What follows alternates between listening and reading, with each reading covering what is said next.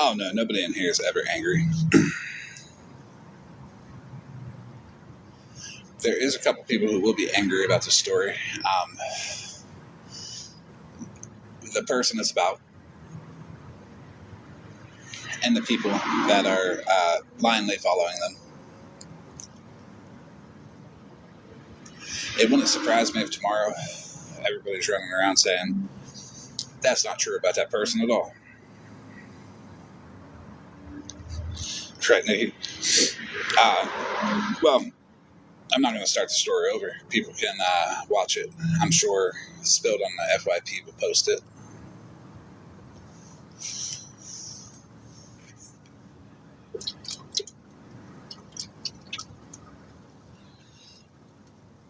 Hey, Jen. It's a rather long story, I think.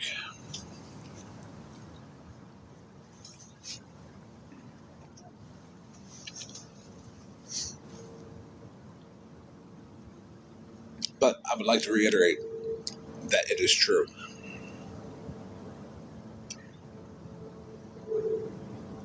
And the receipt is how that person acts.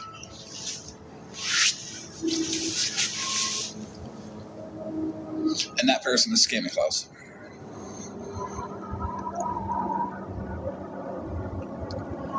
I figure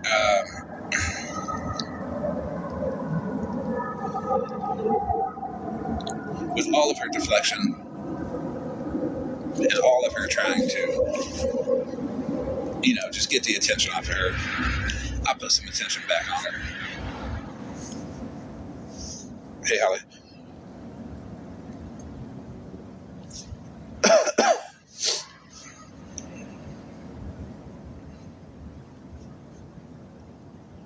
It's not anything that we already don't know. It's not anything that all of us don't already see.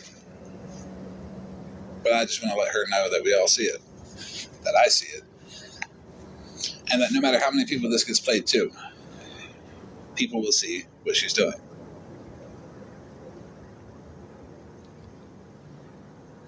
Hey, bitch witch. Hey, bro.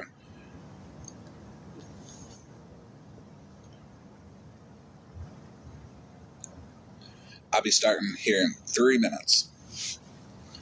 And I'm just going to go through it because it is decently long.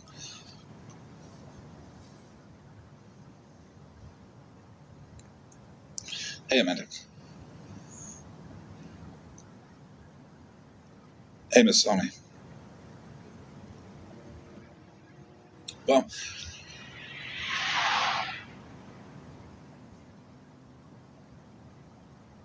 the story is called Scammy Claus, the woman who sits on a high horse but could never live up to her father's legacy. Hey, Breezy.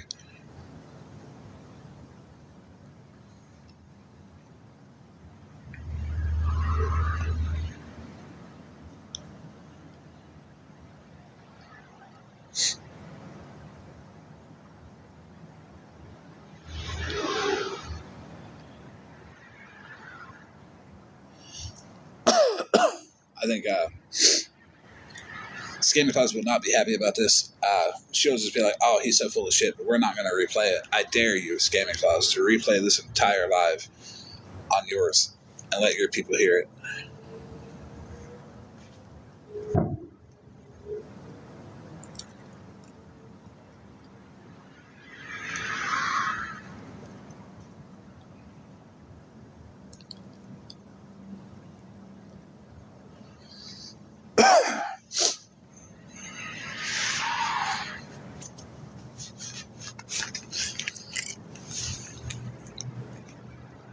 I did wake up a little bit under the weather today because, well, cold and snow and all that good shit always kind of hits me.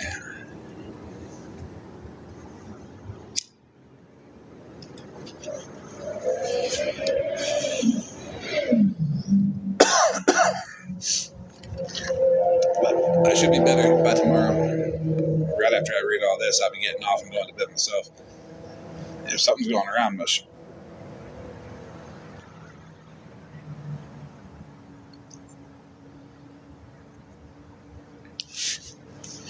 Okay, I'm gonna get started. Again, I bet you anything Scammy Claus won't play this whole thing on her live without stopping and interrupting every other sentence to deny. And if she does, just watch what she denies. That's what's true. That's normally what I do, is give people the opportunity to tell on themselves. But this is Scammy Claus, the woman who sits on a high horse, who could never live up to the legacy of her father. Part 1. Growing up beside a local legend. Hey, Monster. Some people grow up with parents who leave big shoes to fill. But then there are parents whose shoes feel like entire amphitheaters, whose name command respect, whose contributions define a community's identity. Her father was that kind of figure, a community pillar, a cultural fixture, a legacy so strong it manifested in an annual festival for a child who never asked for it.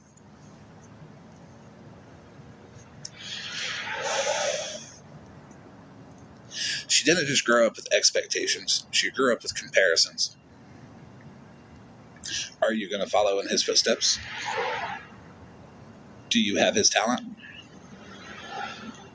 Your dad was incredible. What about you? Even if people... The belief that anything she became will never be big enough, impressive enough, or meaningful enough to match what the community still sees her father as. So she became a music teacher, a respectable profession, just like her father. It's meaningful. But in her mind, it was small compared to the legend she felt expected to replicate. Every accomplishment came with an internal asterisk, just like on her retirement. I'm doing something, but nowhere near his level. She retired early.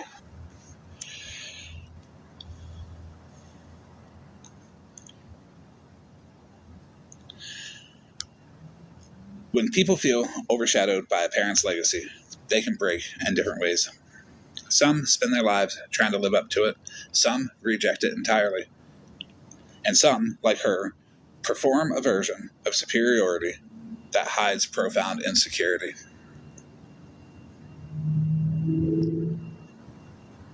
She learned early that she couldn't become her father, but she could become someone who loved psychology. That's called defensive self-enhancement, a mask people wear when they feel inferior. It looks like arrogance. It looks like someone being snobby. It looks like elitism. But underneath it is a terrified truth. I don't feel like enough, so I will pretend to be more than I am.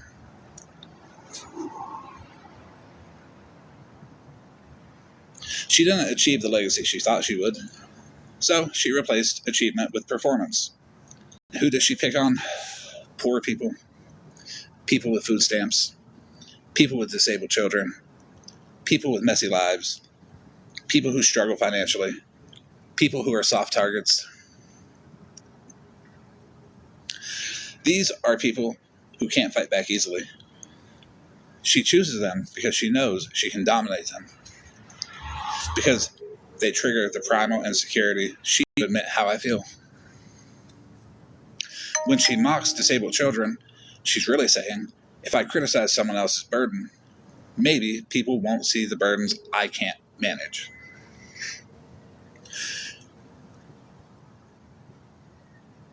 When she sneers at struggling families, she's really saying, If I point at their weaknesses, maybe they won't see mine. Her cruelty is camouflage. Her superiority is a shield. Her online persona is armor we can't afford it. Nothing about her life matches the character she pretends to be. In fact, she projects the exact opposite of the life she leads. She mocks people for being poor while canceling her own heating oil deliveries. She insults bad homes while living in an unfinished one. She claims to be above everyone while her actual life doesn't even meet the basic standards of stability. This is called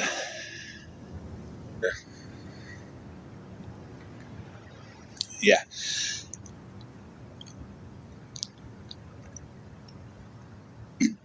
All of you gave different sounded out. There's like 6 of them in the chat.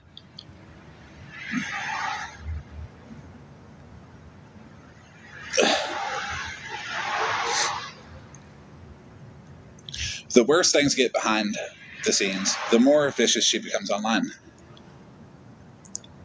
Her shaming behavior increases in direct proportion to her offline deterioration. She does not go after people she sees with power. She does not confront people who could hurt her reputation. She does not challenge anyone who is truly successful. She goes after poor mothers, disabled kids, low-income households, people who rely on assistance, people with less education, people with fewer resources, people already fighting battles she never had to face. She picks victims who cannot fight back because she is not brave. She is cowardly.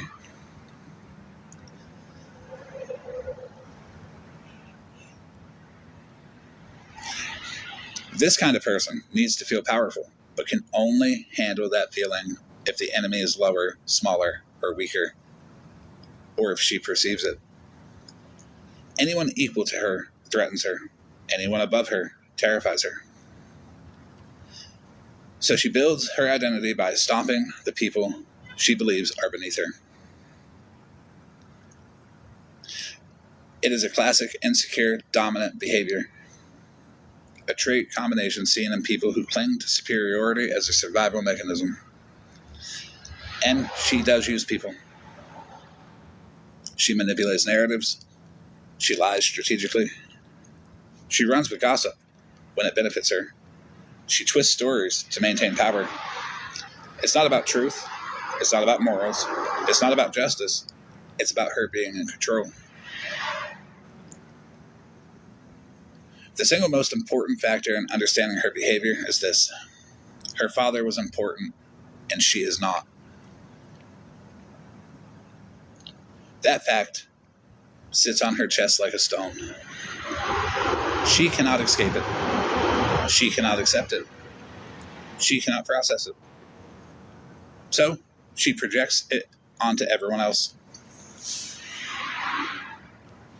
She didn't become him. So she shames anyone who reminds her of the life she's afraid of living. She didn't achieve greatness, so she attacks anyone who reflects her failure to rise to what her name symbolizes. She didn't get the festival, the acclaim, the legacy, so she builds a TikTok persona that lets her pretend she's relevant. TikTok is the stage, so she can spend her time on TikTok and avoid looking in the mirror. If you break down her online persona, it becomes hilariously tragic. She tries to act like royalty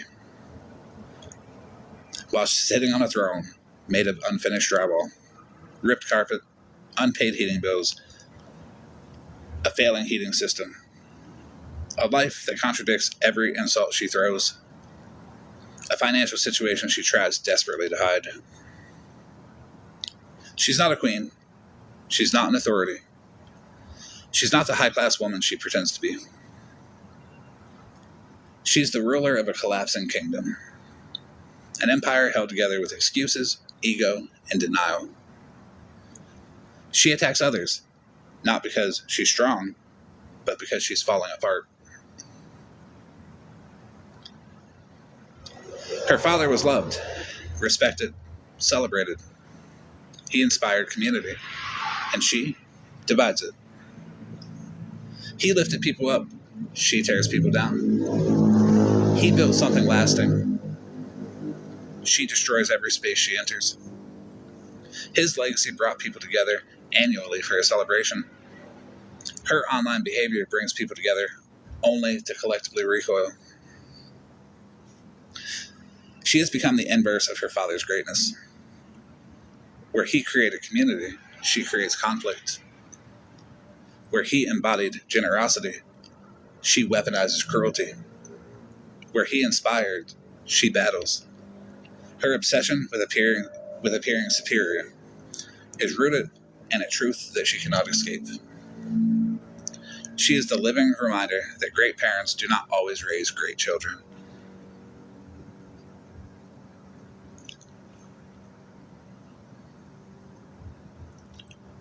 Most people who grew up in the shadow of a legendary parent deal with some level of pressure.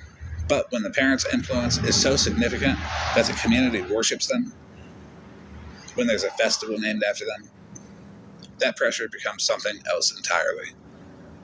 She didn't just inherit expectations. She inherited an identity she could never live up to. And that becomes trauma, a lifelong one. A woman who should have been allowed to just be herself instead spends her entire life compared to someone nearly mythic. Every achievement feels small, every success feels irrelevant, and every moment of insecurity becomes amplified by the unspoken truth. You never became who everyone expected you to be. This is the root of everything that follows. Her need to appear superior, her need to battle others, her obsession with status, her fragile self-image, her hostile reaction to vulnerability, her compulsive lying, and her relentless attacking of, quote, easier targets. You can't understand her cruelty without understanding the wound. She is not hateful because she's strong. She's hateful because she's shattered. Retiring at 40 from being a music teacher sounds peaceful or admirable, only at a distance. In reality, early retirement at that age is usually one of the following. It's either a burnout, they've lost focus, a mental health breakdown, inability to handle expectations, or a failure to thrive in their career.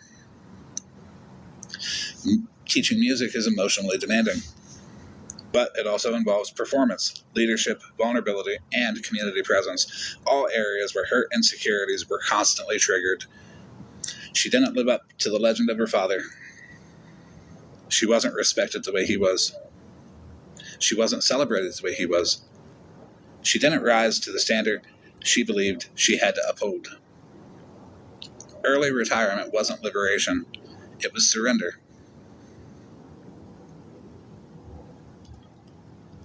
And once that happened, she couldn't cling to the fantasy that she might still become him one day. Her career wasn't working. Her trajectory wasn't rising. Her internal narrative, I'll become someone huge, was collapsing. She gave up the career that rooted her identity, so she needed a new place to feel superior, and that place became TikTok. When a person feels inferior and wants to appear superior, the internet becomes the perfect stage, especially TikTok. Why? Because TikTok rewards outrage, boldness, ego, conflict, emotional performance, moral superiority, victim versus villain narratives.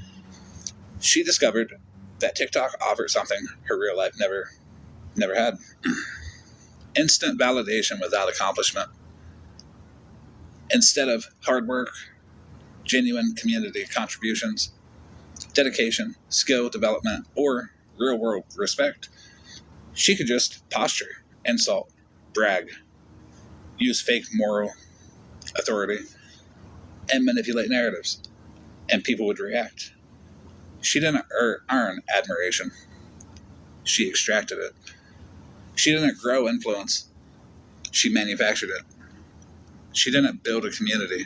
She built an echo chamber. She didn't develop a character. She downloaded a persona. Her TikTok identity is performance art based on what she wishes she was. Strong, superior, elite, above others, in control, intelligent, morally elevated, financially successful, emotionally stable.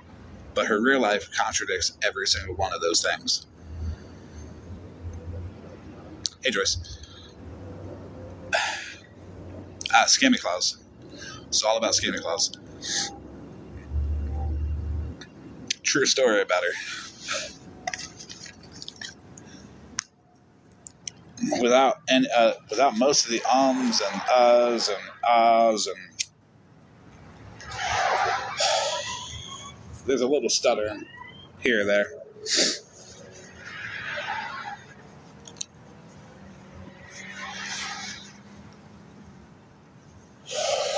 I don't know anything about Sean. I know a little bit from some other people, but I know that constant, quote, awareness in that style, the stalking, harassing kind, it does no good for nobody.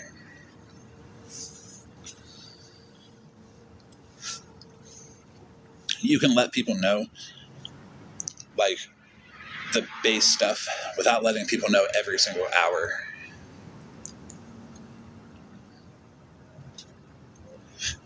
Without posting 200 videos, without just being an ass.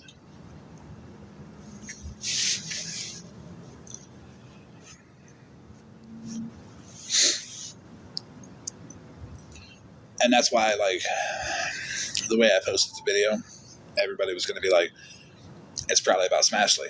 No.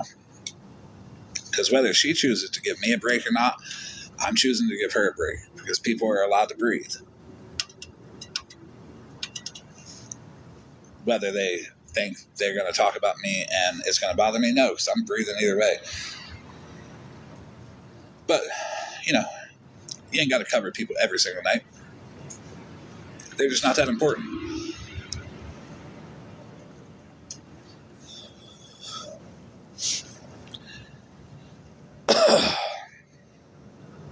Alright, back to it. Scammy Claus's obsession with insulting poor people is not accidental. It's symbolic. Because poverty terrifies her. Not because she hates poor people, but because she fears becoming them. She fears being seen as one. The problem is, she's already closer to poverty than she wants to admit. She lives in an unfinished house with an incomplete heating system, patched up flooring, pulled up carpet ripped up in spots, missing ductwork, uninsulated rooms. She can't afford basic home staples. She canceled auto delivery for her heating oil because she didn't have the money. She's not mocking poor people. She's mocking the version of herself she is terrified to acknowledge. Every time she attacks someone on food stamps, she's attacking her own financial insecurity. Every time she mocks a struggling single mother, she's mocking her own inability to maintain stability. Every time she insults someone with a lower income, she's trying to distance herself from her own reality. It's common. It's called projection-based hierarchy building. I can't accept where I am, so I will pretend to be above those who are struggling.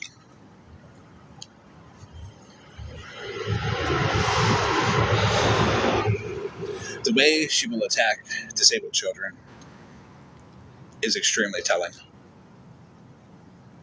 and psychologically dark. People who attack disabled children usually share one trait: they can't handle vulnerability, especially in themselves.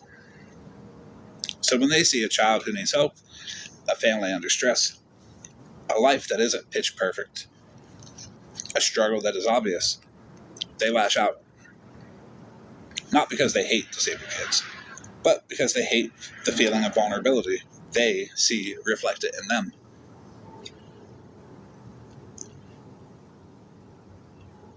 Disabled children force people to confront compassion, empathy, fragility, patience, emotional labor, the parts of life you cannot control. She despises all of those things because she grew up feeling powerless under her father's towering legacy. She felt small, she felt insignificant, and she felt vulnerable. Vulnerability becomes the thing she most resented. So when she sees vulnerability in others, she attacks it. Disabled children are easy targets for someone who wants to stomp out reminders of weakness.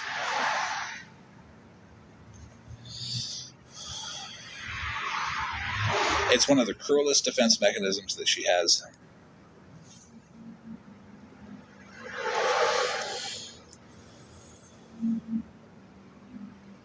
Her house tells the story that she refuses to. Her unfinished walls stand for her unfinished identity. Her carpet that's ripped up, that's her foundation being ripped apart.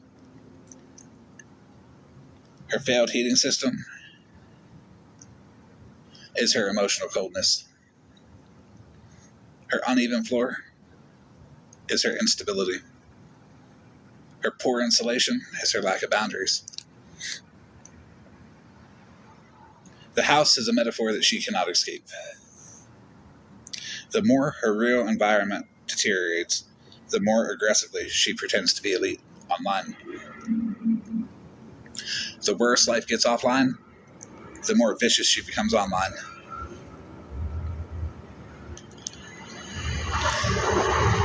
She's doing something called environmental compensation. People do not usually descend into cruelty because they feel powerful.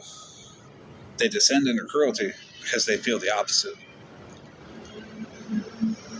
Her house is not just a house. It's a mirror that she has to walk into every day and look into. The place she lives reflects the truth she hides. She's not doing well. And instead of fixing the problems, she fixes her persona. Because it's easier to shout, "I'm better than you," than to admit, "I need help."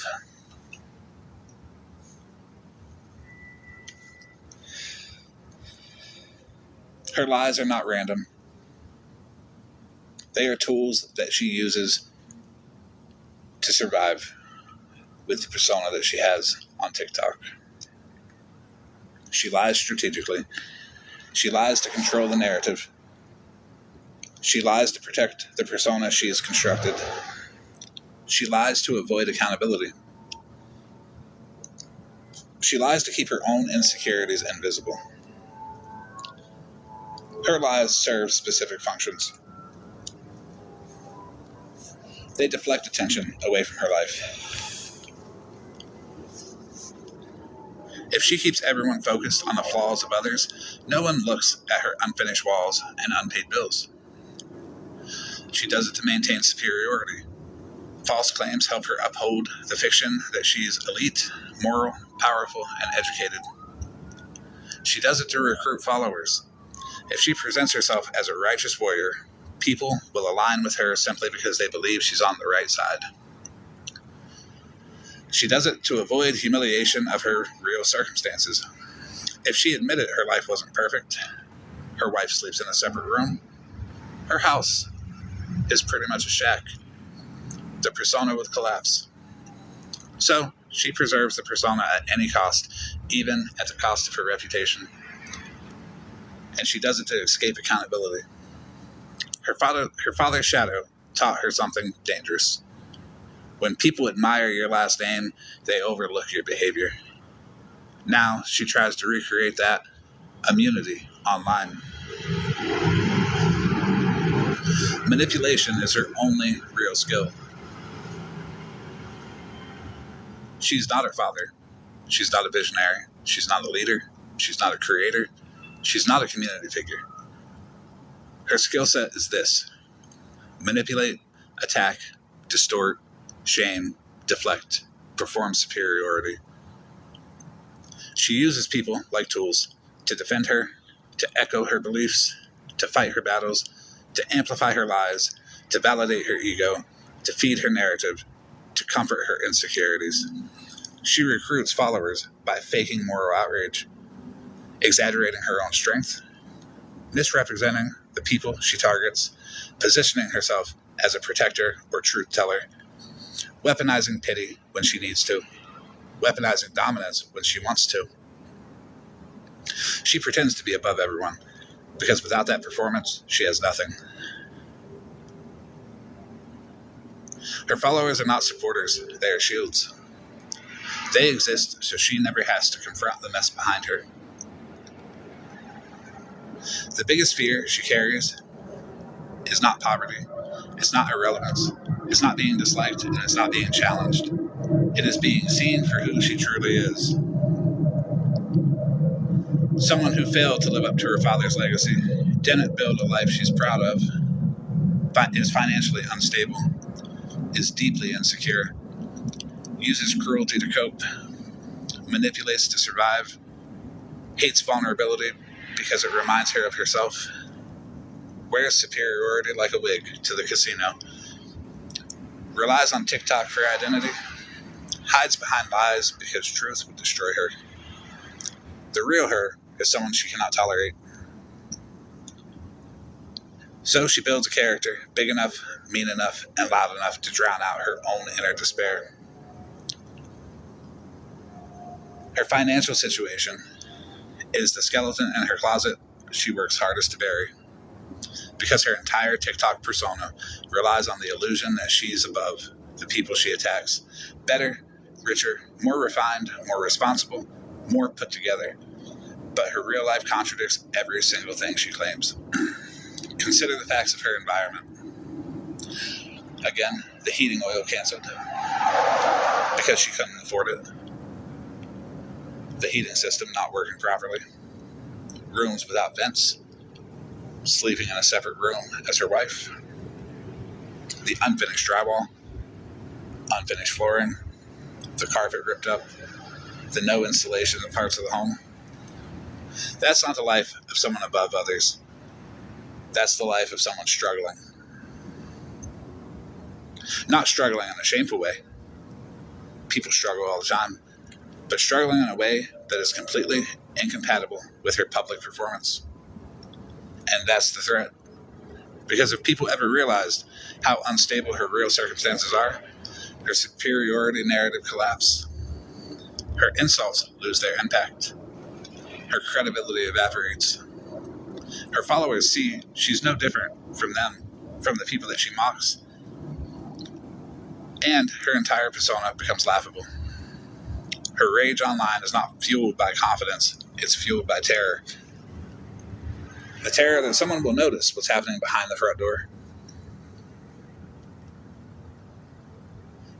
An unfinished house is not just a financial issue, it's a psychological one.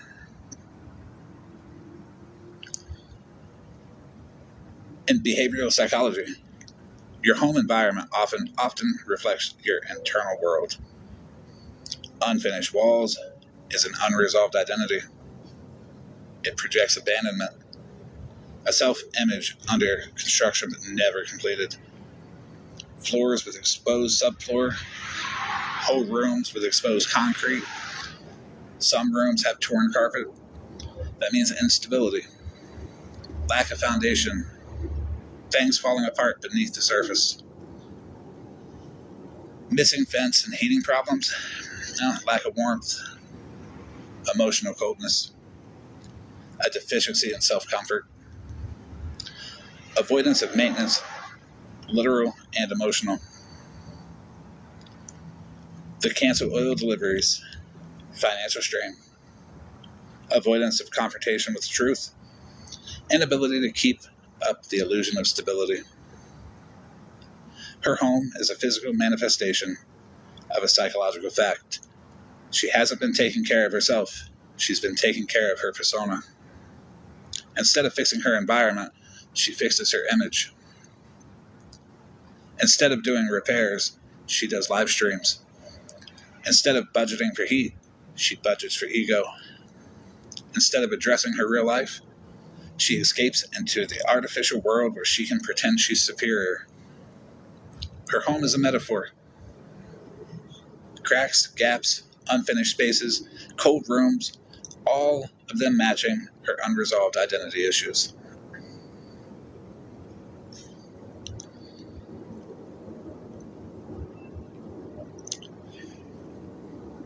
I think you're right, Trouble. There is a specific reason she clings so desperately to the performance of being financially superior. Her father's legacy was not just about influence, it was about respect. People admired him. People respected his name. People looked to him like a leader. She didn't inherit his accomplishments. She inherited the expectation. And when she couldn't rise to meet that expectation, wealth became the next best marker of success. Superiority became her coping mechanism. Classism became her performance. Cruelty became her distraction. Belittling others became her self-defense. Attacking the poor became her way of feeling rich. She tries to appear wealthy because on the inside, she feels overlooked, unimpressive, and forgettable. Wealth, or the illusion of it, becomes her only claim to status. But the more unstable her reality becomes, the more aggressively she exaggerates her superiority online. There's contradictions that she can't escape. And they go like this. She lives in a home that's falling apart, but claims others lack standards. She can't afford heating, but shames people for using food stamps. Her house is incomplete, but she calls others trashy. Her financial situation is fragile, but she mocks families struggling with bills. She is barely maintaining her lifestyle, but she lectures others about responsibilities. This is not just hypocrisy. This is her identity in a panic.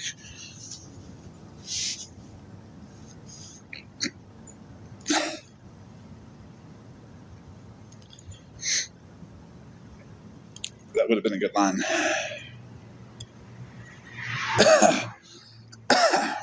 That might be a video, too. When someone's real life contradicts their self-image, they double down on the lie. And she is absolutely suffocating under that contradiction. Everything about her behavior makes sense when you understand the psychological model known as overcompensation defense mechanism. When a person feels inadequate in one area, they overreact in another area to compensate. For example, someone who feels unintelligent becomes arrogant. Someone who feels powerless becomes controlling. Someone who feels unimportant becomes loud. Someone who feels poor becomes obsessed with belittling the poor. Someone who feels like a failure becomes obsessed with appearing victorious. She is living proof of this model. Her internal dialogue is something like, I didn't become like my father. I didn't become respected. I didn't become celebrated. I didn't become influential. So I will create a persona that looks like I did. And to maintain that persona, she must appear wealthier, smarter, morally superior, and more successful, which means she must make others appear poorer, dumber, morally inferior, less successful. Her superiority only exists when someone else is pushed down. Her house falling apart isn't the problem. Her lack of money isn't the problem. The real problem is that she cannot let anyone find out. This creates a psychological loop. Step 1, something in her real life goes wrong. Bills, repairs, money, relationship, identity cracks. Step 2, shame hits. Deep personal shame she's carried since childhood. Step 3, she goes online, looking for a place to direct the emotion outward. Step 4, she attacks someone vulnerable. Poor families, disabled children's parents, etc. Step 5, temporary relief, because belittling others numbs the shame. Step 6, online validation fuels the mask. Her followers praise her, reward her cruelty, defend her lies. Step 7, real life continues deteriorating because she never actually addresses her problems. And step 8, the cycle repeats. Even more intense hostility the next time. This is not ego. This is addiction. She's addicted to feeling superior. She's addicted to the relief it gives her. She's addicted to the fantasy she plays online. She's addicted to escaping her real life. Every insult she throws online is a coping mechanism for a failing real-world reality. This is the clearest summary of her psychology. She believes she's elite. Her life is not elite. She believes she's better than others. She lives like the people she mocks. She believes she's morally superior. Her actions contradict every moral she claims. She believes she's influential. Her only influence is through cruelty. She believes she's respected. She is feared, mocked, or tolerated, but never respected. She is made up of contradictions held together by denial. TikTok is not her hobby. It is her escape hatch from her actual circumstances. Her cruelty is not random. It's self-preservation. Her superiority is not real. It is camouflage. Her insults are not honest. They are displacement. Her entire persona is not confidence. It is fear dressed up in a Santa costume.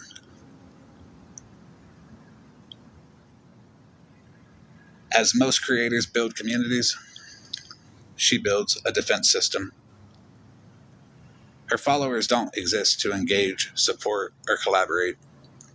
They exist to protect her, validate her, echo her, attack on command, reinforce her superiority, drown out people who call out her behavior, maintain her illusion of status, serve as emotional guards. This is not a group of supporters. It's a psychological barrier between her and the truth about herself. In psychology, this is known as externalized ego scaffolding. She props her identity up using other people because her own sense of self cannot carry its own weight. Her recruitment strategy is not accidental. It's textbook. She uses trauma mirroring. She opens with vague personal struggles. I've worked my whole life, to relate to people. Never had anything handed to me, etc. I know pain. I've survived. But never gives details. This lures in empathetic people. People who want to help. People who relate to the illusion.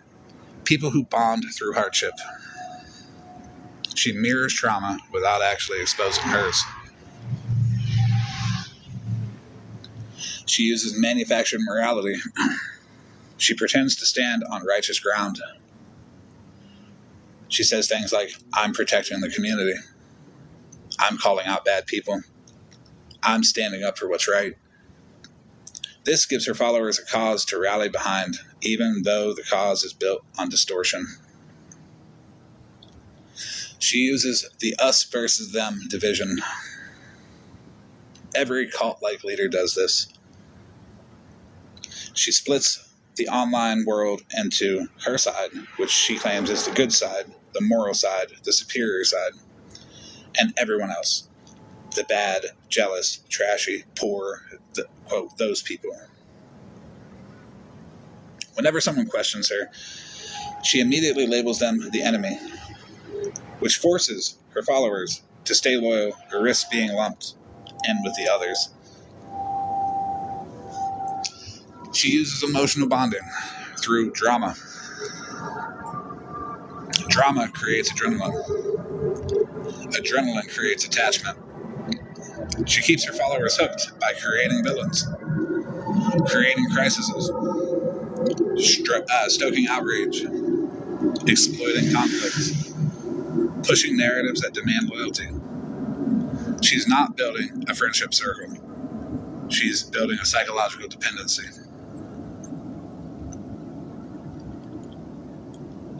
She lies so easily for anyone who has noticed. And her lies are not random. They are purposeful. She uses them as structured tools of control. She lies because they allow her to control the narrative. In her world, the first version of a story wins. So she rushes to frame things in a way that favors her. She lies to shape public perception. If she defines someone as trashy, poor, immoral, or unstable, her followers believe it without question. She lies to maintain the illusion of superiority. To appear elite, you must paint others as less than.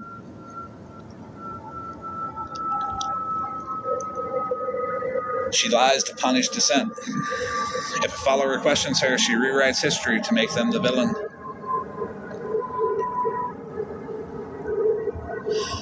She lies to be able to rewrite her failures as other people's faults. That's one of her most powerful tools. When she messes up, she blames people who are jealous, the haters, misunderstandings, drama creators, obsessed stalkers, being naive. She cannot be wrong. She cannot be responsible. She cannot be small. She cannot be human. So she rewrites reality.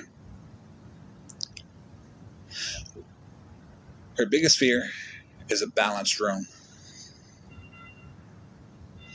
She is terrified of environments where people are rational, people are calm, people aren't easily manipulated, people expect evidence, people think critically, people don't bow to superiority. And this is why she hates peaceful lives,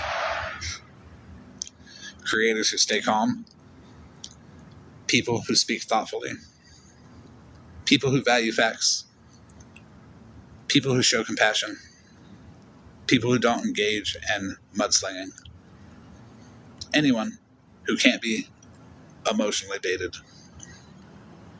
A calm, rational environment exposes her, it starves her, it suffocates her control. Her power only exists in chaos, because chaos keeps people from seeing how weak she truly is. She uses mob psychology in extremely predictable ways.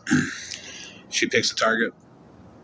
Usually it's someone vulnerable, soft-spoken, financially struggling, that she envies, or that threatens her narrative. She exaggerates a flaw or invents one. She doesn't need evidence. She just needs a story that makes people look bad. She repeats the lie emotionally. Repetition plus emotion equals belief. Her followers mimic her tone because they think attacking is loyalty.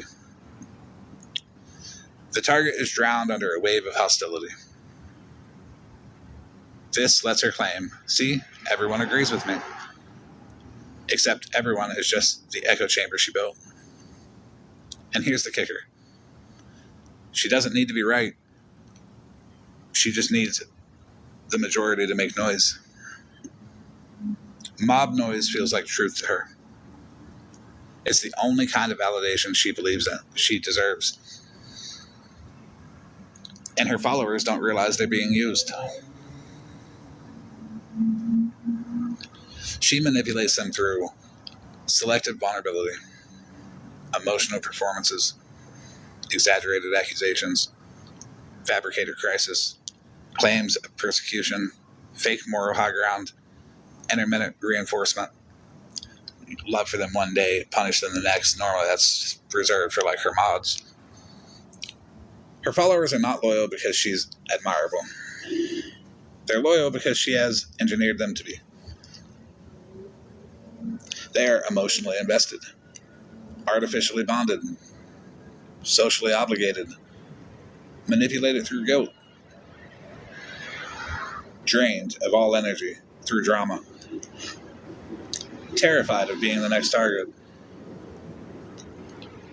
It's toxic leadership psychology, and she projects that onto everybody else that she goes after.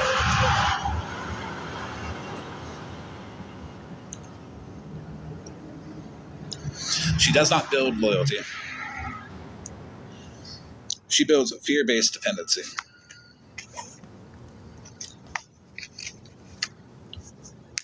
She uses her false morality to control the narrative.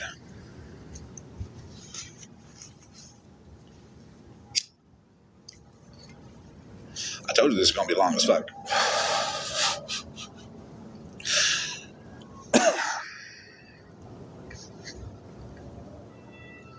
She uses morality as a weapon. Her moral framework shifts depending on the target. For example, when she bullies somebody, it's accountability. When someone questions her, it's harassment. When someone mocks poor people, it's real talk. When someone points out her own poverty, it's class shaming. When she lies, it's my side of the story. When others correct her lies, it's spreading misinformation. When she invades someone's privacy, it's research. When someone asks about her behavior, it's stalking.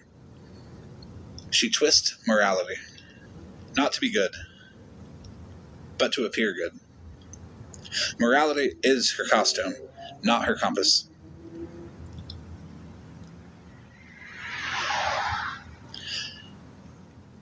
Right, trouble.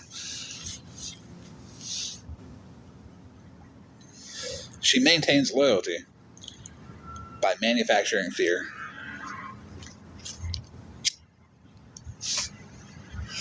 One of the most dangerous tactics that she uses is fear of isolation. She created a social environment where dissent equals betrayal, questioning equals disloyalty, disagreement is an attack, criticism is villainy, and leaving is abandonment. If someone attempts to separate from her, she punishes them socially. She ensures her followers ostracize them. She frames them as fake. She ridicules them publicly. She rewrites their story as toxic.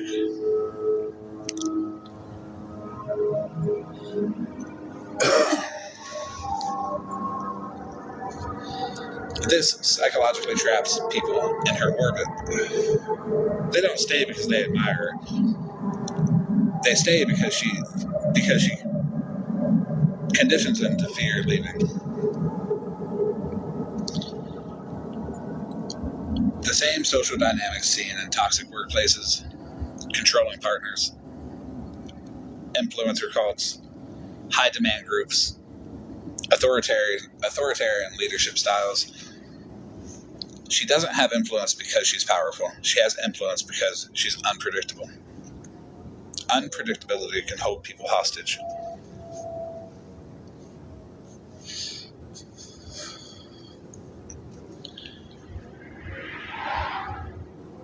No, hold on. Don't be peaceful in the chat now.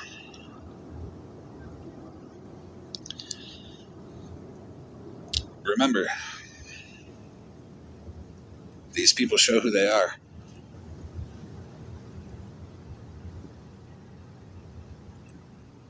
Oh no, drag people all you want, but do it responsibly, not out of anger. There's a big difference if you react now versus 24 hours from now. 24 hours now, you'll have plenty of time to critically think it through and drag the fuck out of them in a smart way.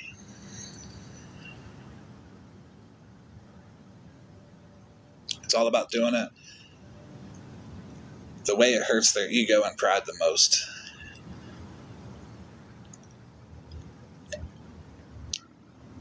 Or you could do it for fun like Santa Claus does. Hey, Brucey. About an hour, I'd say.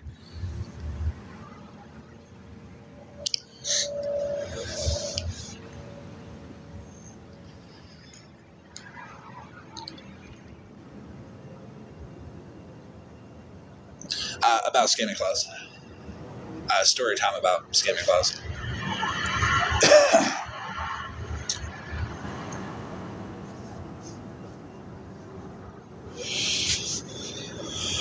I'm on a smoke break now.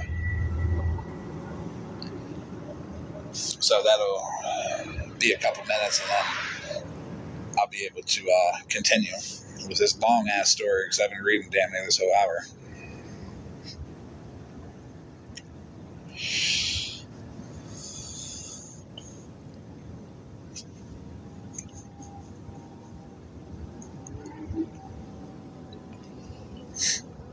And remember, like, the biggest thing that people fear is that you see them for who they are. And if they know they're not a good person and they know they're lying on this internet, it fucks with them all the time. Even when you're not online. It eats at them all day.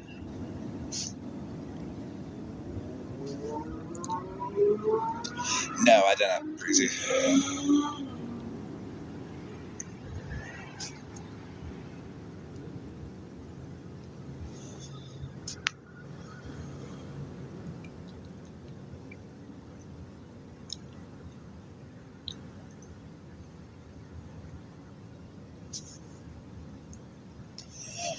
The old saying, like, birds of a feather flock together, is very true.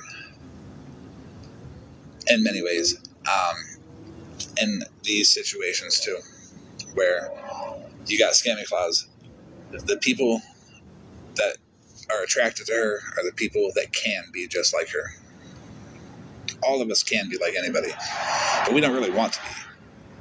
But subconsciously, people pick up on it. I could be manipulative if I wanted to. I don't think it's right. So I don't. I could emotionally charge the crowd and, have 300 plus people in here doing some talk shit drama and gaslighting everybody in the chat getting all wild. But I choose not to do that. I don't think it's right. Yep. They're all grumpy old Karens with bios on Facebook that all say the same thing. Be nice, or be kind, or whatever be kind slogan on their Facebooks, while they get on TikTok and they are the worst people to ever exist.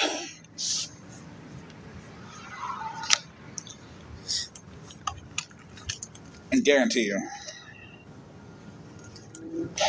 everybody who follows Scammy Claus, yeah, kindness is free, stuff like that. They've got that kind of bio on Facebook, but they get on TikTok and they say, well, I'm going to be an asshole today.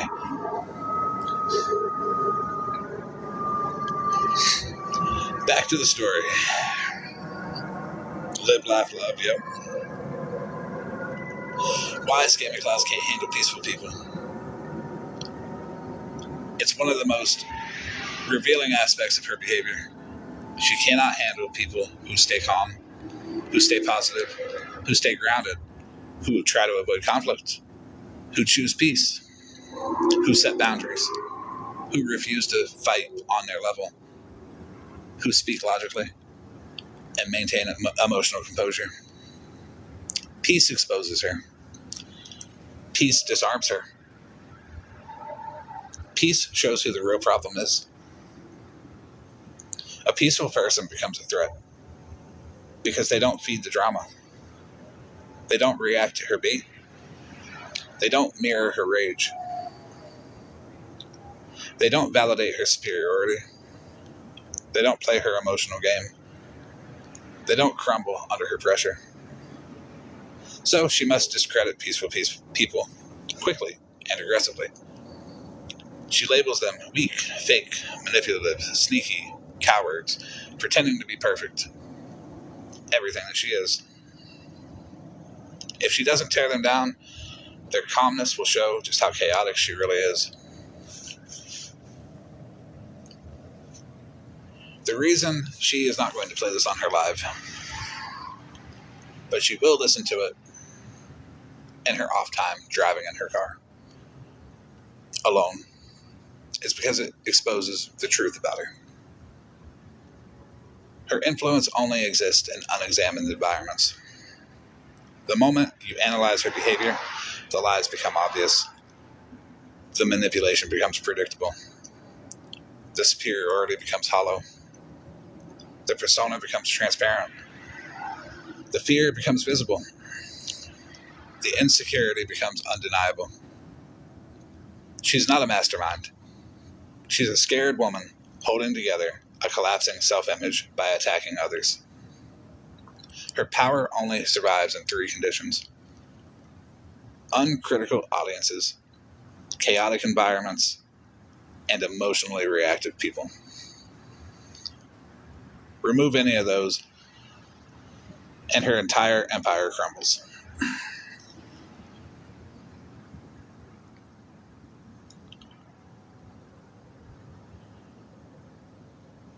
Scammy Claus is the daughter who could never become what her father was. Everything begins with the wound that she carries. She was born into a shadow so large that every accomplishment felt trivial. Her father wasn't just respected, he was celebrated, and still is every year. He has a festival named after him. He became a part of the cultural memory of an entire city. She never became that. She was never going to. And deep down, she always knew. This is where her psychology split. She admired him, but she resented him. She idolized him, but she felt erased by him. She was proud of the legacy, but she felt crushed by the legacy. Children of legendary parents either rise triumphantly or collapse inwardly. She collapsed, and that collapse became her identity. She tried to turn it around by becoming a music teacher like her father. It was her attempt to be close enough. If she couldn't become him, she could at least live next to him, in his world. Teaching music honored his path without competing with it. But it wasn't enough. As teaching music is respected, it's not celebrated in the same way that festivals and legacies are. She wanted applause, not employment. She wanted recognition. She didn't want the routine. She wanted admiration, not lesson plans. She retired at 40, not because she was done, but because she was defeated. Her dream of becoming someone revered evaporated. Her career didn't elevate. Her identity wasn't fulfilled. Her father's shadow remained just as big. Her own imprint on the world remained small. Her early retirement was the moment she accepted the truth. She was never going to be him or anything like him. That wound never healed. Instead, it manifested into the scammy clause that we see today online. One that doesn't live the life that matches the persona that she portrays on TikTok. Because once she realized she couldn't become the person she thought she'd grow into, her life began breaking in ways that she still refuses to acknowledge. Her home environment, the unfinished walls and the ripped carpet, the failing heat, is not neglect, it's symbolism. It shows that she has stopped investing in her real life. She stopped building herself. She stopped repairing what's broken in her life. She stopped growing. She stopped maintaining the structure that she lives in. She stopped maintaining the structure that is her real life identity. She stopped caring about reality. Because reality, she was losing in that. She switched her life's energy from living to pretending. Why fix the house she lives in when she can fix the image she shows the world? Why confront the truth when the lie feels better and it pays more attention? Her TikTok persona was not created to entertain people.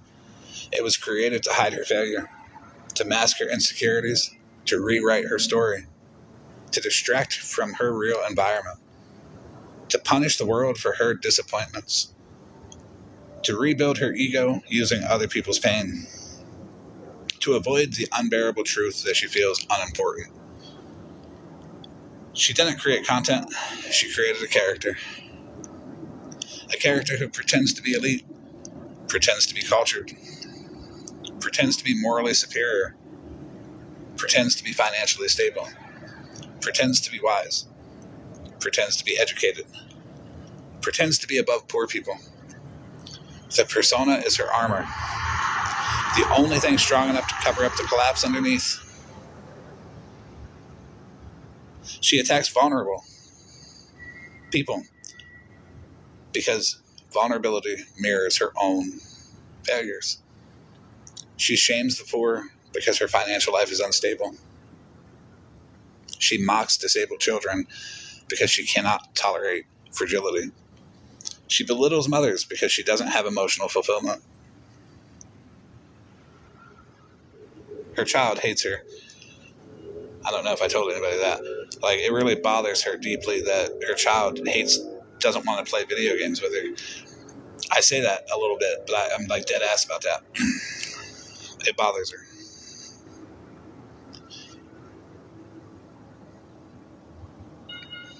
She ridicules struggling families because she relates to them more than she admits. She's not attacking them because she despises them. She's attacking them because she despises herself. This is not hatred, it's self-hatred. And she displaced it by projecting it outward. Her cruelty is therapy for the version of herself she refuses to face. And then she has her followers who are not supporters. They are psychological hostages. She manipulates them with guilt, fear, division, crisis creation, moral posturing, narrative control, emotional volatility, performative outrage, reward and punishment cycles. She doesn't lead. She tries to dominate. She doesn't build community. She weaponizes it. She doesn't inspire loyalty. She manufactures it through fear. Her power only exists because her followers don't know her real life. They don't question her narratives. They don't disobey. They don't critically think. They are conditioned to agree. The moment they see through her, she loses everything. And at some point, she always does.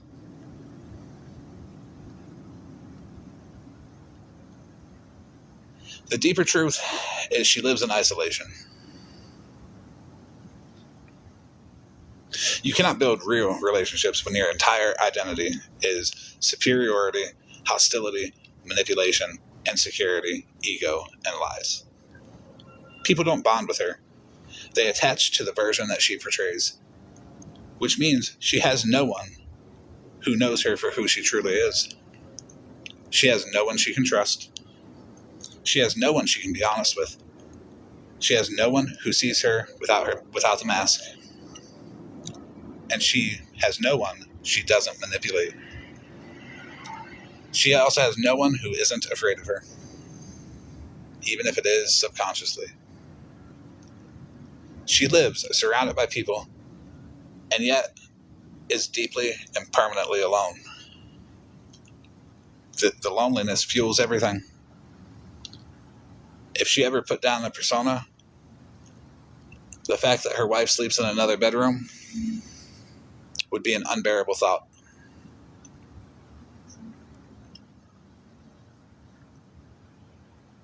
Her trajectory is predictable because people with her psychological structure follow the same pattern. Followers begin to question her inconsistencies. The more contradictions in her persona, the more people notice. Someone exposes the truth of her living conditions. From photos, stories, testimony, it only takes a couple of slips. Her narrative starts to crumble. People realize she isn't the elite, wealthy, superior woman she pretends to be.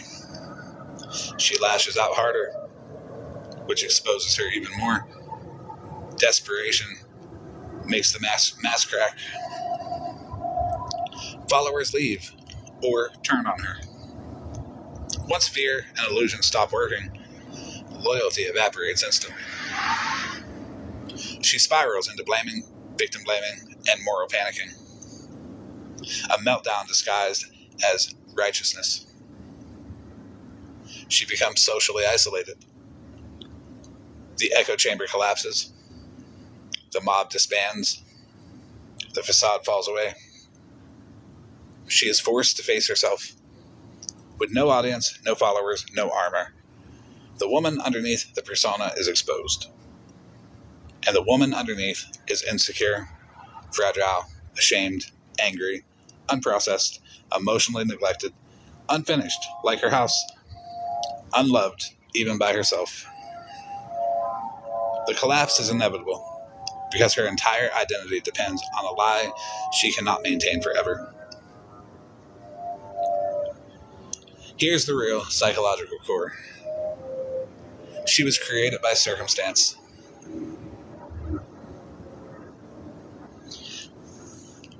A girl who grew up next to a legend became a woman who couldn't live up to him. A woman, a woman who couldn't live up to him.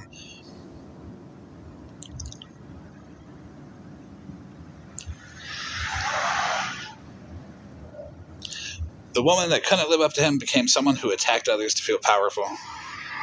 That someone who attacked others became dependent on manipulating people. When she became dependent on manipulating those people, she built an empire out of fear. And when she built that empire out of fear, all empires built out of fear eventually collapse under the weight of their own lies. She's not evil. She's not powerful. She's not elite. She is unfinished, like her house. Just like the walls in her house. Just like the career she abandoned. Just like the identity she never developed. Just like the legacy she never reached. Just like the stability she pretends to have. Just like the persona she tries to maintain. She's been unfinished her entire life. And everything she does, every insult, every lie, every manipulation, every performance, is an attempt to hide the truth she's never healed from.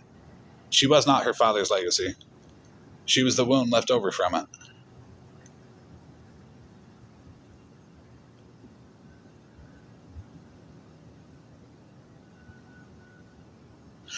Miss Justice, you might as well tell people who you are.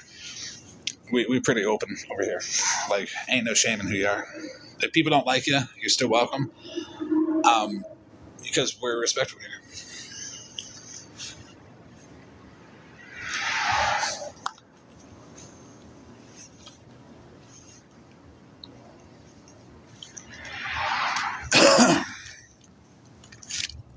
I stand on everybody over here being good people, unless they're not. But everybody I fuck with, they be all right.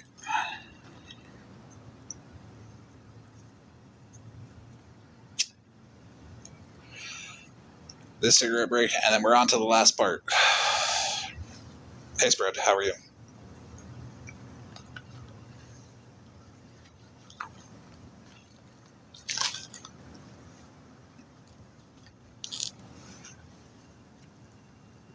This has been incredibly insulting towards Scamming Claus so far, I think. Thank you, Spread. How is your night going?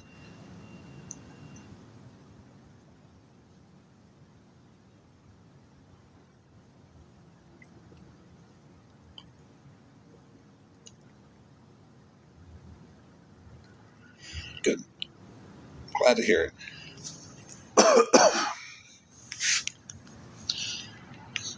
And I know people notice a lot of different people over here. I like the different people. I like having Trouble and Rem and Spread Love and Jenna Stronger and Polly and everybody over here. Monster.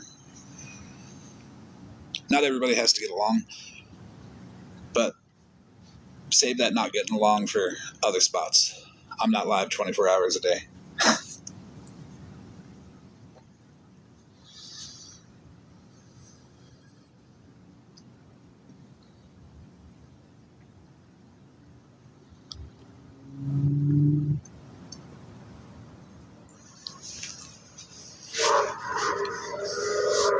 I think it's a healthy environment where we can all disagree politely or agree politely without the anger, without getting mad at one another. Because honestly, after these lives end, we kind of all just go do our thing, and that's how it should be.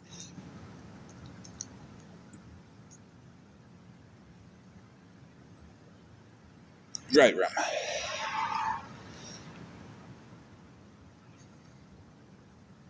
I try to stop that before you get too pushed.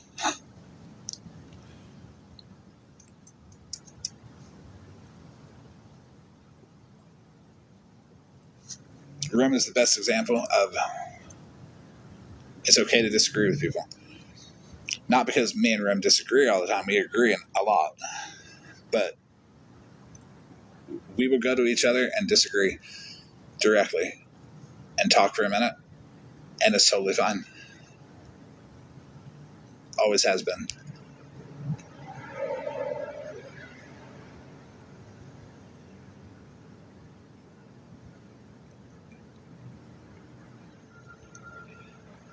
I don't know if I bring people together. I wouldn't say that. But I like a lot of people that people are really loud about, like being hateful towards. When I met Rem, the Scam Slam was really loud about not liking Rem. And I didn't see nothing wrong with Rem. And we've been good ever since.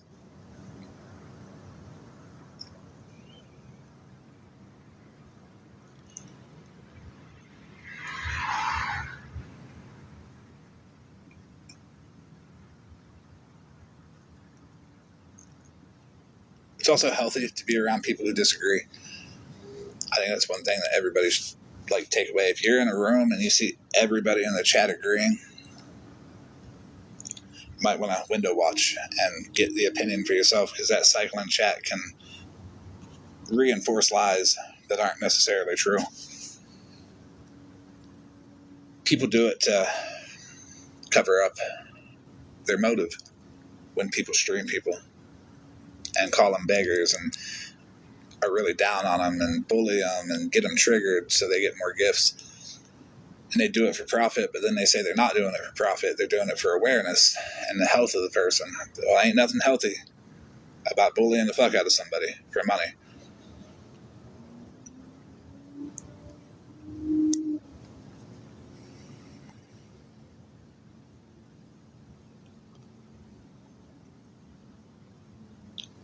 Hey, Gemini, how are you?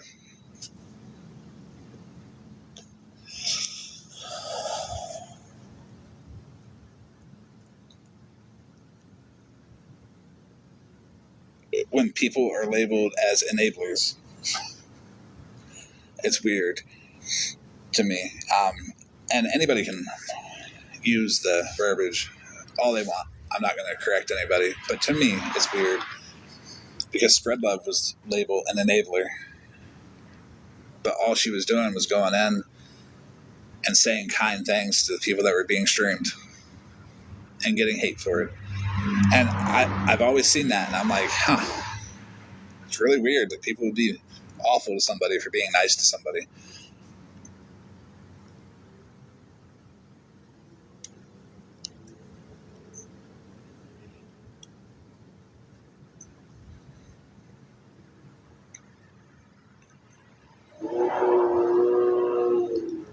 Right, Mush, I will have a conversation with anybody. That's how I feel, Spread. Lisa Richards as an example. It ain't none of my business to micromanage her life, but I can like her. And I can want the best for her.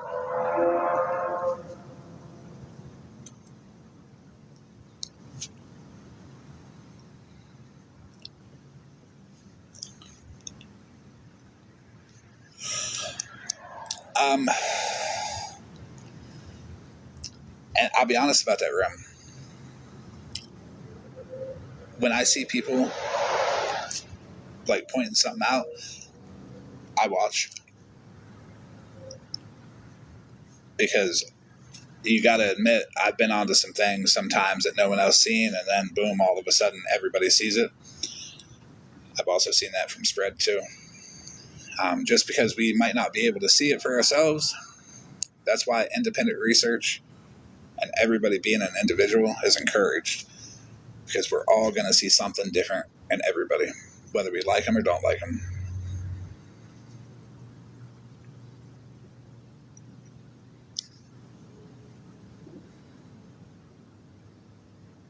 Oh, I know. I was just giving an example. I don't have anything at all against the homies.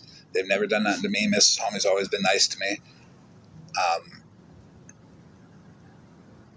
But, I mean, it could be something I don't see because I see them in a different light.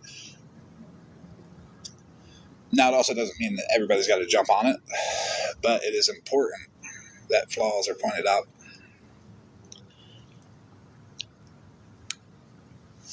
I would have never thought, like, the Scam Slam stuff would have just divulged into what it did with the miners being in the Discord and Jace and Cole and Abby all being in the Discord. The Scam Slam put them in there, getting threatened and shit. I would have never imagined the intercept cash apps. Like, once you pull the curtain back, it's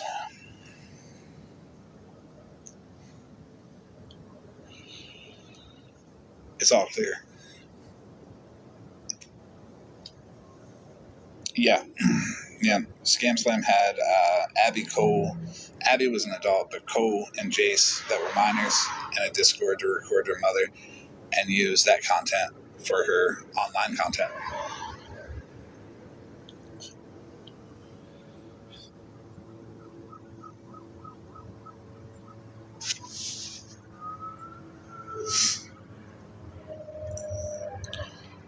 Right, Spread. Yes, you probably missed that because Scammy Claus tried to hide that from her people because she knew about it too.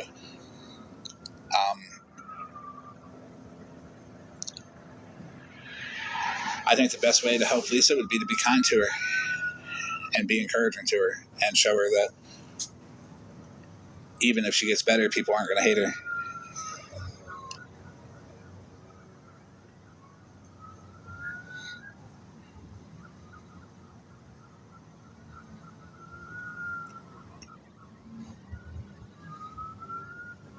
Could have been you were out sick. Um, Now, I don't remember Crime Jewel. They told me that I posted like 2 comments from them a couple years ago. I probably did. Uh, I don't remember what they were though. But the way I operate is I don't go after the followers harshly, so I don't really remember mods or people who supported. Everybody deserves people to support them. And when people go for the people that are around them, that's one of the worst things that people can do. Because you're showing that you can't take that person on directly. You have to go around and spread misinformation and try to pressure people away from them to isolate them. Because you fear a large number of people and you think that that large number of people is what makes that person who they are. In a way, it is.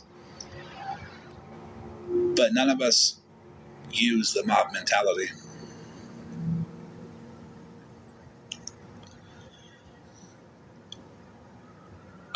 That's a good question, Ram, because I believe I've still got that clip where Scamming Claus said that she would have a beard, tattoos, and Cadillacs. And T deserves nothing. I don't think I'd be okay with her. And it is based off of her husband's behavior. But it's also based off of her letting him do that multiple times, knowing that it could go to that.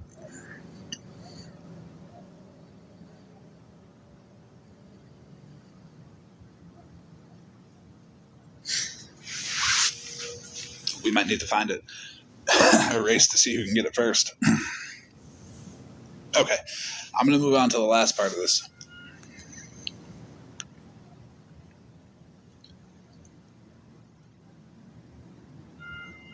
It doesn't really matter. Scamming Claus isn't going to get this far into the live publicly because she'll be too embarrassed. She'll be like, oh, fuck, people are going to see me.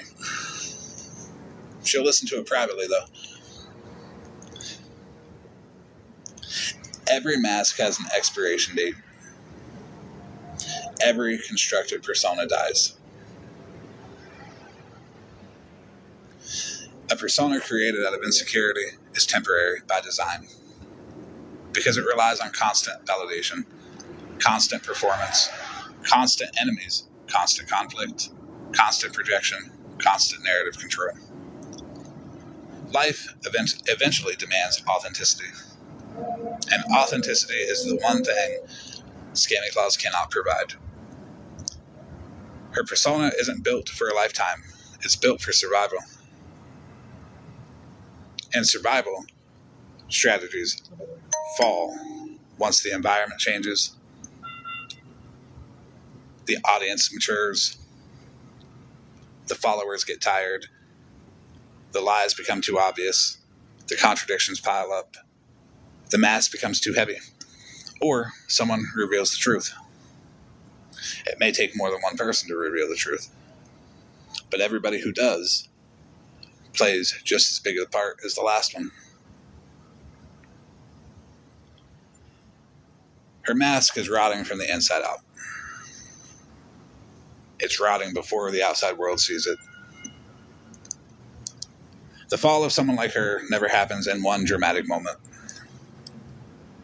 It happens through accumulated fractures. There are normally 5 cracks that break every mask. It's when her followers outgrow her and shift to more mature content. Followers begin noticing the inconsistencies, the lies, the hypocritical behavior, the cruelty that goes too far, the unnecessary drama, and the contradictions in her backstory.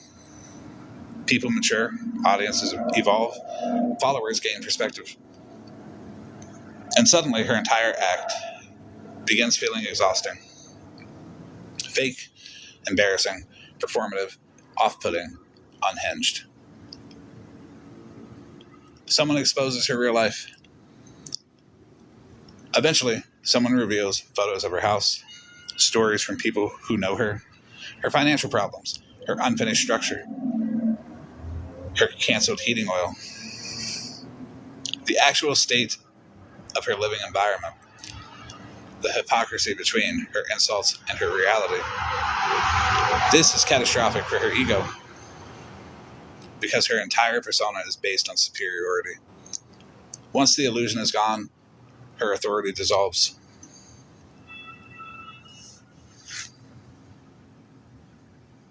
Sorry, I just got one of them battle invites. I don't do that. Her followers split into groups, normally too, when the truth come out about her. Group A will be the disillusioned, and as an example, Scam Slam's mod chat that is split into a separate mod chat is the perfect example for what happens, and then we see what happened after that. It happens all the time. These people say things like, she lied to us. She's not who she said she was. This is embarrassing, and I can't support this. They walk away. And Group B, they deny it. They cling to her. It's edited. It's fake.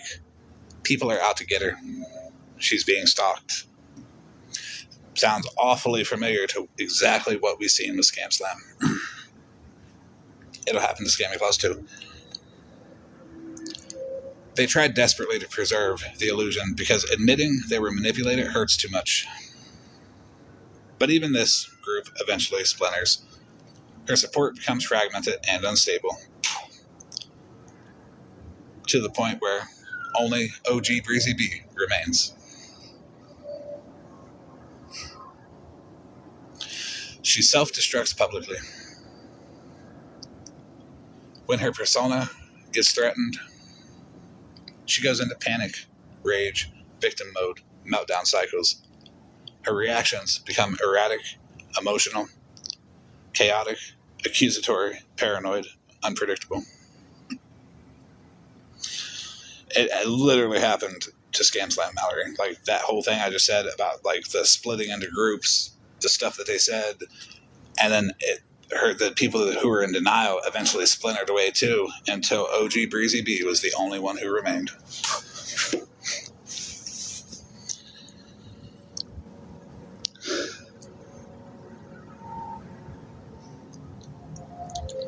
These meltdowns make her look worse, which causes more followers to leave, which triggers more meltdowns, which accelerates the collapse. The isolation hits her harder than she can handle. People who claim to be influencers like her depend heavily on constant attention. Attention becomes the oxygen for the online persona. Once she loses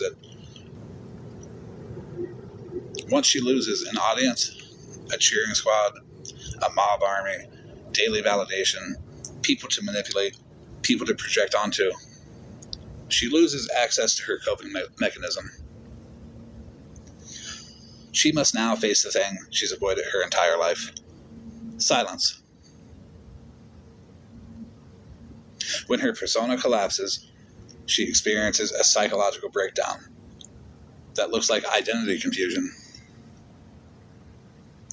She won't know who she is.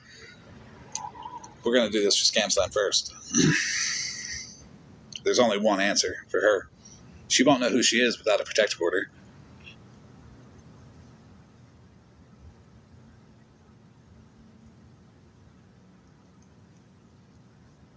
Now back to Scammy Claus. But not back to Scammy Claus. Notice how this all happened to Scam Slam, and then she reformed her identity with a protective order. It became her entire identity. She waved around that piece of paper so much she got paper cuts.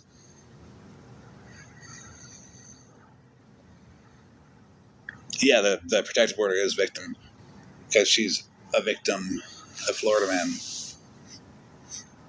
So much of a victim that she got a piece of paper on a technicality.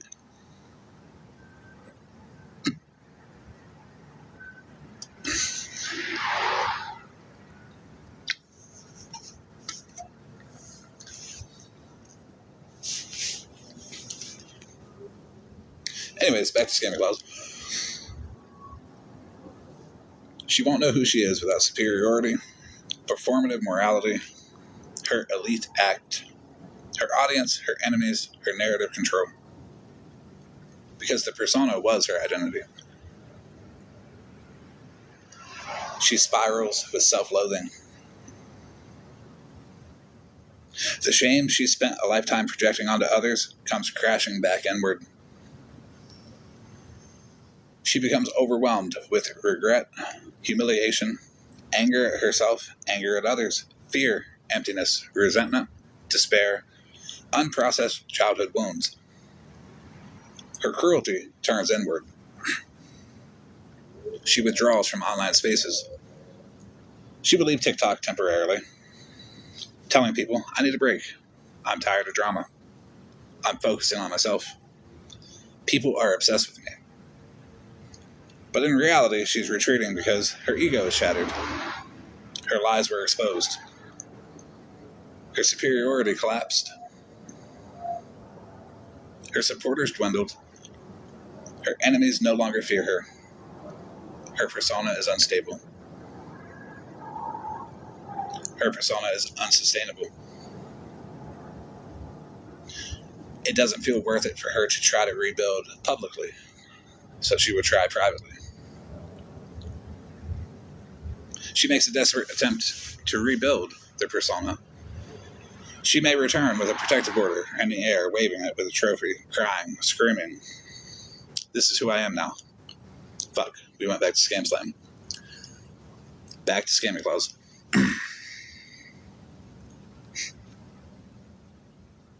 She may return with a rebrand, a humbled approach, claims of growth, attempts to manipulate again, pleas for sympathy, vague trauma stories, new me messaging. But the cracks are still visible. Her credibility is permanently damaged. People see through her faster and faster each time. Eventually, these returns become weaker and shorter, as we see with Pastor Petty and his, 30 viewers.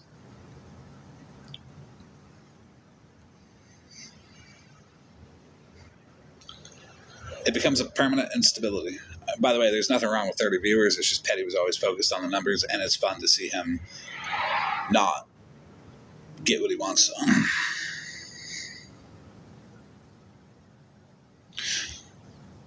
Everybody's heard about the chicken. I don't think I should have about the chicken. I think I talk more about Petty's asshole than Petty does.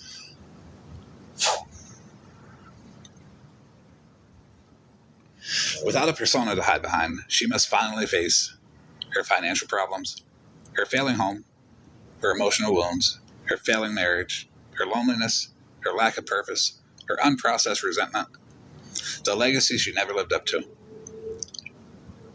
It's a psychological freefall.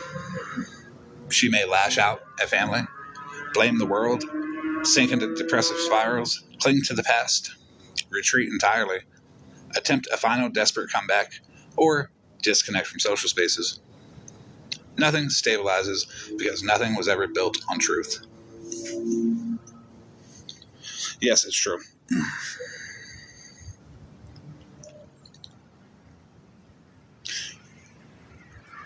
What she could become if she ever faced the truth. Most people like her never do. They die with the mask still on. But if she ever confronted the real wound, the one created by her father's legacy, a transformation becomes possible. She could become someone who accepts her life didn't match his, understands she didn't fail, admits she's been hurting, acknowledges her cruelty, repairs the persona she's harmed, lets go of superiority, allows herself to be human, begins repairing her real home, not her digital one, seeks real connection, releases the fantasy of being elite, finds peace and authenticity. But this only happens if she breaks the denial. And right now, denial is what she breathes. The unfiltered truth. Her entire adult identity was built as a response to not becoming her father. She created a persona, a superiority performance, a cruelty pattern, a fake class system, a superiority complex, a repressed inferior core, a fragile digital kingdom, a house that mirrors her internal decay, a narrative that collapses with scrutiny. The monster she became was never about TikTok. It was about her shame. It was about how she compared herself to her father. It was about her failures, her insecurities, childhood expectations, adulthood disappointments, financial instability, emotional hunger, lack of fulfillment, fear of being ordinary. TikTok didn't create her. TikTok revealed her. And when the persona dies, the woman underneath is left with nothing but the legacy she cannot live up to and the life that she refused to build for herself.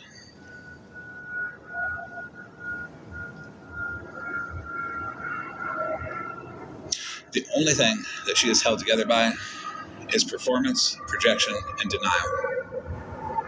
Once the performance ends, she is forced to face the one truth she has run from her entire life.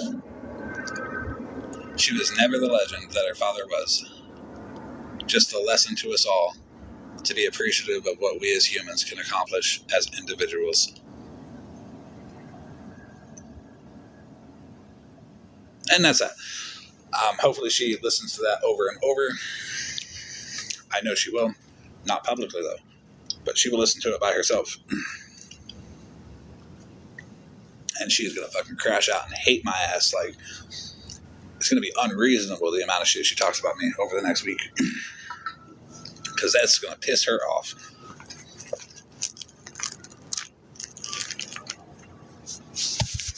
She might not even get to the last part. She probably going to get part one and be like, this guy has to go.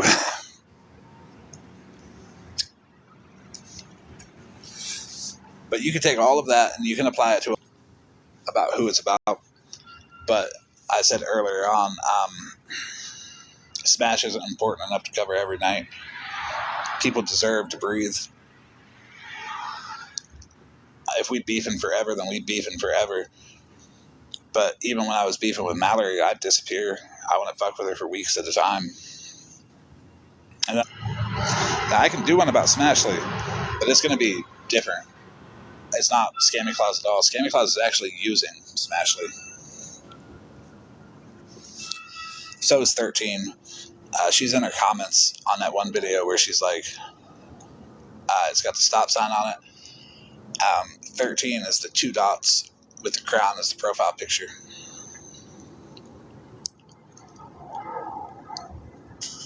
I don't think Smashly knows that. But maybe she does. You want to know the secret behind Mallorca?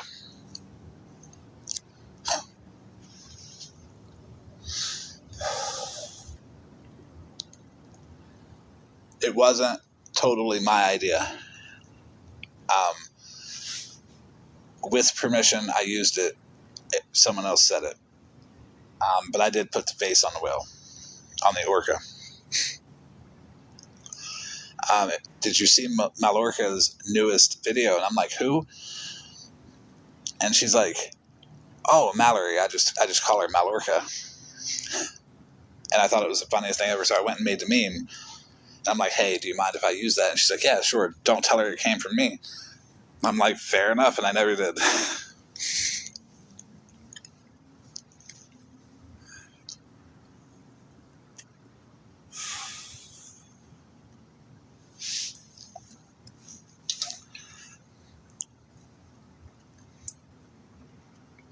There's a lot of stuff that I kind of get from other people, and I never tell anybody who said it because they don't want the heat for it, but they get a kick out of it seeing me say it to people.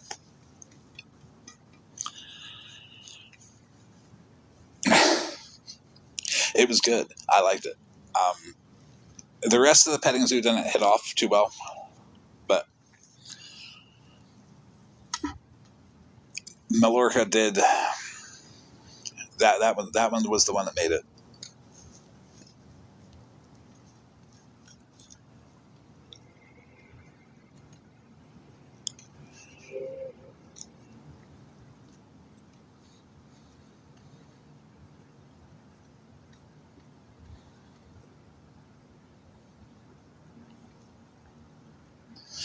But it's 2:30 in the morning. I'm gonna go to bed, probably, or be in some random live later. Yeah, there was a whole petting zoo I made about Mallory. Because I like my beef never really got super, super, super personal with Mallory. It was always just like fucked up memes and jokes.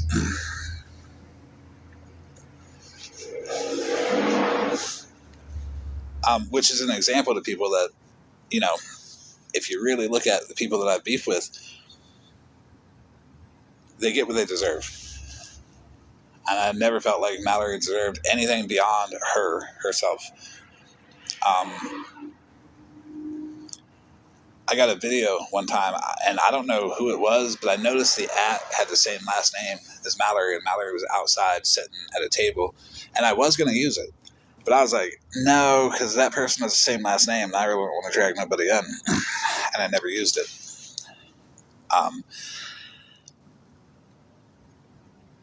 Yeah, Mallory's good. Good night, bitch witch. And when I say Mallory's good, that's a statement that it crumbled TikTok as a whole. Everybody lost their mind. And I kind of enjoyed it. Because they didn't know how to handle it. They didn't know to bitch about me about Mallory, or bitch to Mallory about me. Like, they were confused. They were like, we really don't like either one of them. But how can we use one against the other?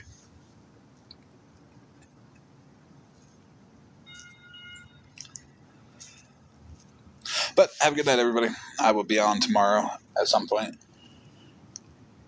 I'll be posting the video too. It'll be a funny one. But if it doesn't apply to you, don't worry about it. If it does apply to you, well, you'll know.